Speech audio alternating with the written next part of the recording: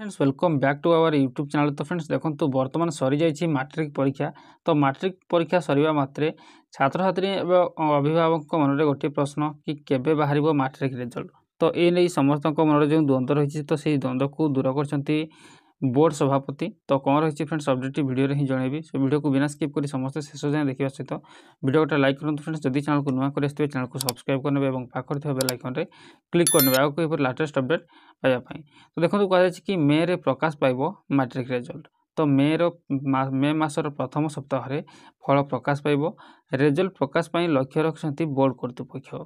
तेबे फल प्रकाश को नहीं सूचना देते बोर्ड सभापति श्रीकांत राय। तो आज सरी जाइए मैट्रिक परीक्षा शेष दिन में हिंदी और संस्कृत विषय परीक्षा देते छात्र छात्री।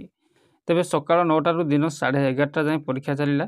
आसंता मार्च 19 तारिख आरंभ हो खाता देखा।